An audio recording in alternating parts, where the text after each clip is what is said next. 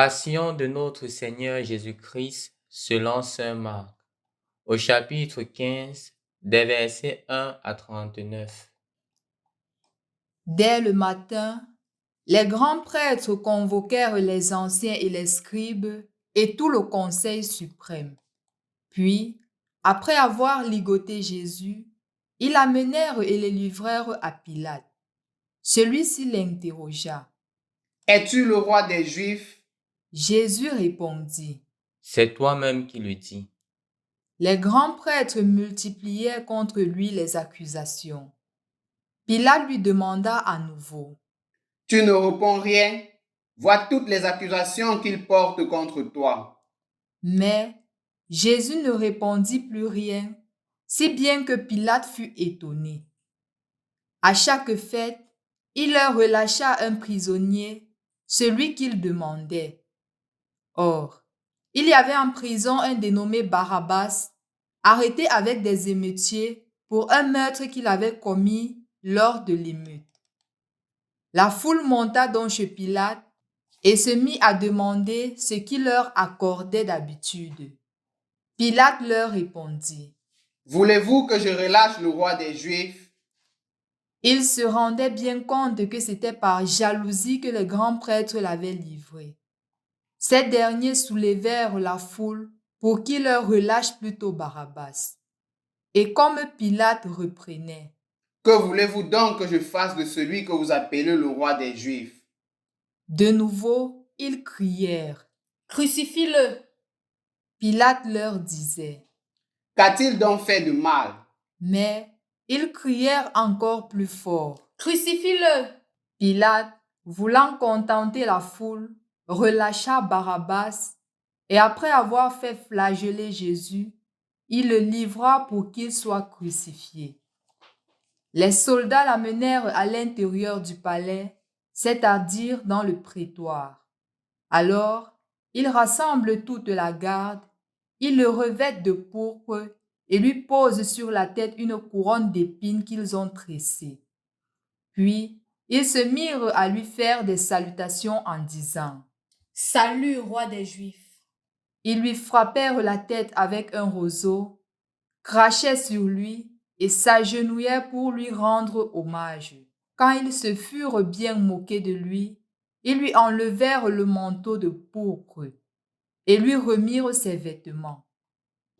Puis, de là, ils l'amenèrent pour le crucifier et ils réquisitionnent pour porter sa croix un passant, Simon de Cyrène, le père d'Alexandre et de Rufus, qui revenait des champs. Et ils amenèrent Jésus au lieu dit Golgotha, ce qui se traduit lieu du crâne ou calvaire. Ils lui donnaient du vin aromatisé de myrrhe, mais il n'en prit pas. Alors, il le crucifie. Puis, se partage ses vêtements en tirant au sort pour savoir la part de chacun. C'était la 3e heure, c'est-à-dire 9 heures du matin, lorsqu'on le crucifia. L'inscription indiquant le motif de sa condamnation portait ces mots. Le roi des Juifs. Avec lui, il crucifie 2 bandits, l'un à sa droite, l'autre à sa gauche. Les passants l'injuriaient en hochant la tête, ils disaient « Hé, toi qui détruis le sanctuaire et le rebâtis en 3 jours, sauve-toi toi-même, descends de la croix. » De même, les grands prêtres se moquaient de lui avec des scribes en disant entre eux « Il en a sauvé d'autres et il ne peut pas se sauver lui-même. Qu'il descende maintenant de la croix, le Christ, le roi d'Israël, alors nous verrons et nous croirons. » Même ceux qui étaient crucifiés avec lui l'insultaient. Quand arriva la 6e heure, c'est-à-dire midi, l'obscurité se fit sur toute la terre jusqu'à la 9e heure. Et à la 9e heure, Jésus cria d'une voix forte. Éloi, Éloi, lema sabachthani. Ce qui se traduit Mon Dieu, pourquoi m'as-tu abandonné? L'ayant entendu, Quelques-uns de ceux qui étaient là disaient: Voilà qu'il appelle le prophète Élie. L'un d'eux courut tremper une éponge dans une boisson vinaigrée.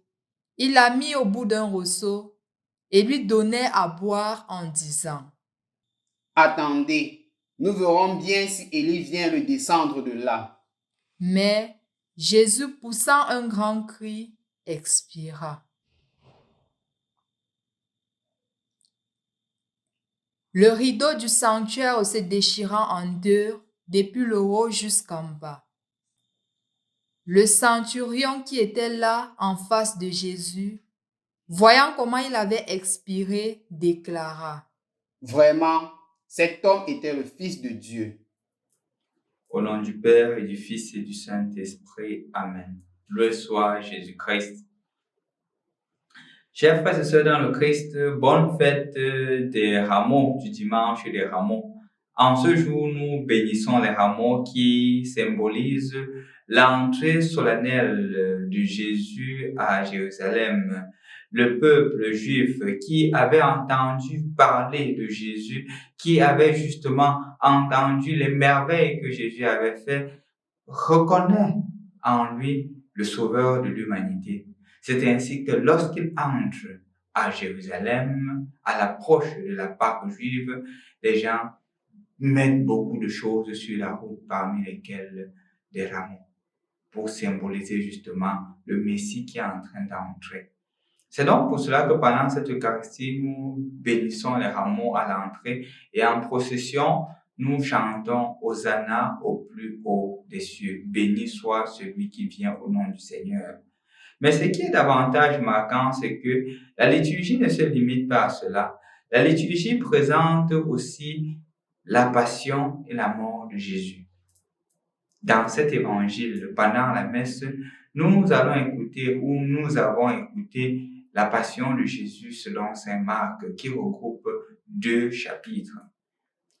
Chers frères et sœurs dans le Christ, je voudrais aujourd'hui m'atteler sur deux personnages qui nous permettront de comprendre davantage le sens de la passion de Jésus.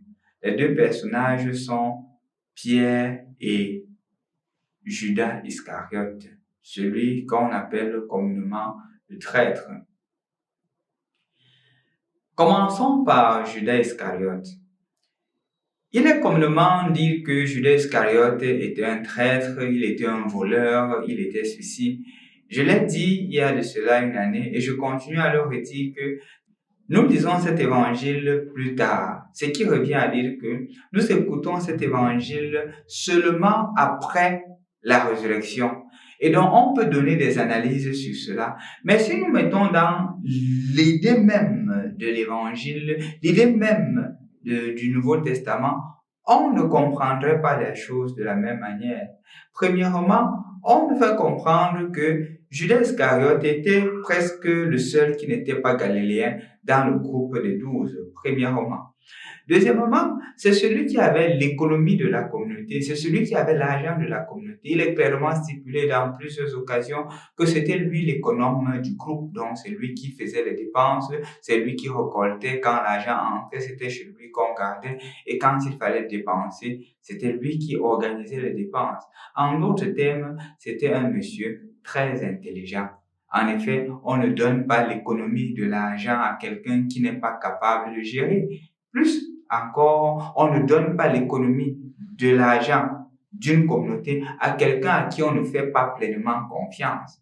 En d'autres termes, en Judas, Jésus avait pleinement confiance.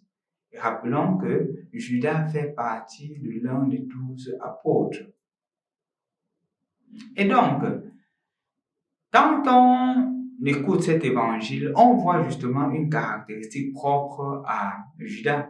Même dans les évangiles. Si vous remarquez bien, les évangélistes qui se mettent toujours à se chamailler, à se disputer sont Pierre, Jacques et Jean, les fils du tonnerre, qui étaient toujours agités. Judas, non. Judas ne parle presque pas. Et quand il parle, cela a du sens. Remarquez la fois où Judas est en train de parler. Quand, justement, on vient nettoyer les pieds de Jésus avec un parfum de très grande valeur. Et c'est comme ça qu'il se met à calculer, dit que cet argent aurait servi pour les pauvres. C'est un parfum qui vaut 300 jours de travail. C'est quelqu'un de méticuleux. Il a eu le temps de calculer parce qu'il est intelligent et dit justement qu'il ne fallait pas utiliser cet argent pour ceci. Il fallait l'utiliser pour quelque chose de plus grand. C'est quelqu'un qui ne parle pas trop, mais qui a du sens lorsqu'il dit quelque chose. Remarquons aussi que malheureusement, l'argent est un bon serviteur mais un mauvais maître. Il s'est tellement donné au service de l'argent qu'il a oublié que l'argent était au service de la plus grande gloire de Dieu. C'est pour cela qu'il se permet d'aller vendre, d'aller trahir son maître pour 30 pièces d'argent. On remarque qu'il regrette, mais il se fait tard parce qu'il a déjà vendu son maître pour 30 pièces d'argent. Abordons le sujet de Pierre. Dans l'Évangile, on voit le règnement de Pierre. Mais avant d'aborder ce règnement de Pierre, rendons-nous compte que Pierre était un pécheur qui se mettait à pécher et Jésus l'a appelé. Et Jésus a justement dit que je ferai de toi un pécheur d'homme. C'est Jésus qui change le nom de Pierre parce qu'au préalable, il ne s'appelait pas Pierre, il s'appelait Simon. Il dit que maintenant, tu t'appelleras Pierre. Tu quitteras de Simon à Pierre. Et on comprend que dans les évangiles, le changement de nom implique justement une nouvelle mission. Mais c'est aussi à Pierre que Jésus apprécie. Jésus dit que tu es Pierre et sur cette pierre, je bâtirai mon église. C'est à lui que Jésus donne les clés de l'église. C'est aussi à Pierre que Jésus avertit clairement et de façon farouche des dangers quand Jésus lui dit que puisque c'est ainsi, le Fils de l'homme doit souffrir, il doit mourir et 3 jours plus tard il ressuscitera. Pierre se met à dire que non, ça ne peut pas t'arriver. Jésus lui dit, arrête de moi, Satan. Comme pour dire que reprends ta place parmi les disciples. Ne prends pas la place de maître, parce que tes pensées ne sont pas celles de Dieu, mais celles des hommes. C'est aussi ce même Pierre qui dit que même si tout le monde t'abandonne, moi je ne t'abandonnerai pas. Je donnerai ma vie pour toi. Mais il se met à régner Jésus 3 fois, par 3 fois, et devant des femmes. Et on connaît clairement que la culture patriarcale mettait la femme de côté. La femme n'avait même pas le droit de parler dans l'espace public. Et cela, c'était un espace public. Dans un espace public où la femme n'a pas le droit de parler, c'est la femme qui fait peur à Pierre, qui amène Pierre à mentir. Chers frères et sœurs dans le Christ, les deux ont péché. Judas a péché.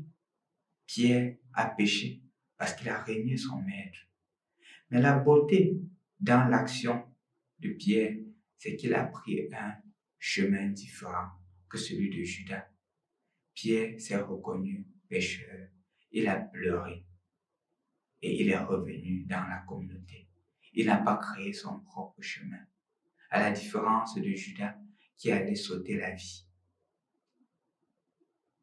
Chers frères et sœurs dans le Christ, remarquez que le péché est en d'autres termes partie prenante de notre existence comme être humain. Même ceux qui ont vécu pendant 3 années avec Jésus, qui étaient avec Dieu lui-même, ont régné Dieu. À plus forte raison, toi et moi.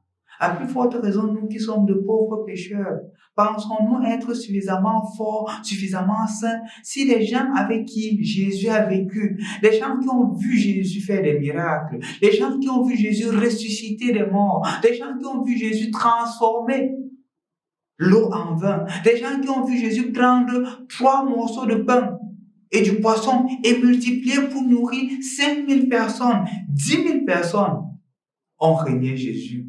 À plus forte raison, toi et moi.